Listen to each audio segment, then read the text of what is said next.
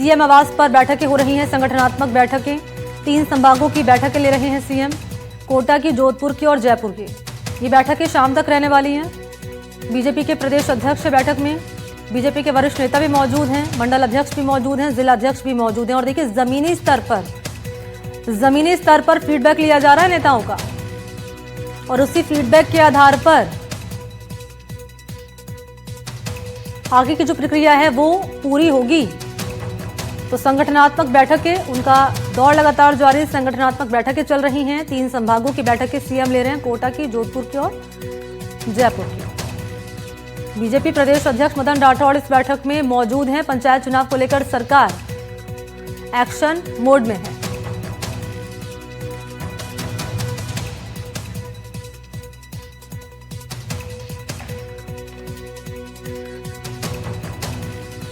और बैठक को लेकर जरा अपडेट पहले जान लेते हैं सहयोगी वीरेंद्र से। वीरेंद्र, 3 संभागों की बैठक आज सीएम ले रहे हैं, पंचायत चुनाव को लेकर और निकाय चुनाव को लेकर, क्योंकि अब सरकार एक्शन मोड में आ चुकी है। जरा अपडेट बताइए, बैठक को लेकर क्या मिल रहा है?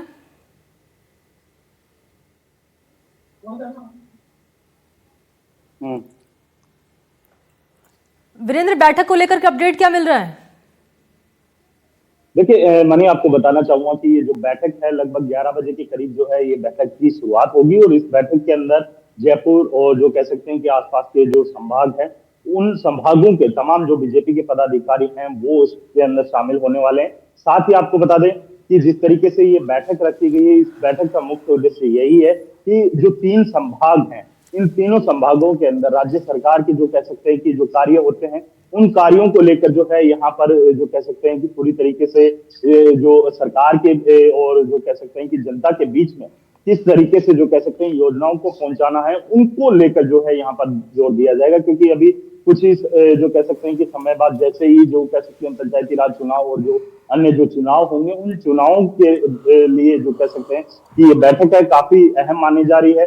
जिस तरीके से इस बैठक की अगर बात की जाए, इस बैठक के अंदर आप देखिए कि जो 3 संभाग हैं, इन 3 संभागों के जो कोटा, जोधपुर और जयपुर, तीनों संभागों के जो बीजेपी पदाधिकारी हैं, जो बीजेपी के बड़े नेता हैं, उन नेताओं को जो कह सकते हैं इस बैठक के अंदर बुलाया गया है। और सबसे अहम बात यह है कि इस बैठक का अंदर जिस तरीके से जो सरकार के द्वारा जो योजनाएं लागू की गई है, लाभार्थियों को ज्यादा से ज्यादा सरकार की योजनाओं का किस तरीके से लाभ मिले, इन जो कह सकते हैं इन चीजों के ऊपर जो है यहाँ पर डिस्कस किया जाएगा। और साथ ही आप देखिए कि जिस तरीके से निकाय चुनाव आ रहे हैं, निकाय चुनावों के अंदर जो बूथ स्तर पर बीजेपी को किस तरीके से मजबूत देनी है, इस पहलू को लेकर भी जो है यहाँ पर मुख्यमंत्री भजनलाल शर्मा है यहाँ पर जो बीजेपी के पदाधिकारियों से मुलाकात करते हुए दिखेंगे। जी, संगठनात्मक बैठकों का दौर चल रहा है। वीरेंद्र, सोर्सेस क्या कह रहे हैं कि ये बैठक जो है पंचायत चुनाव को लेकर, निकाय चुनाव को लेकर निर्णायक हो सकती है आज?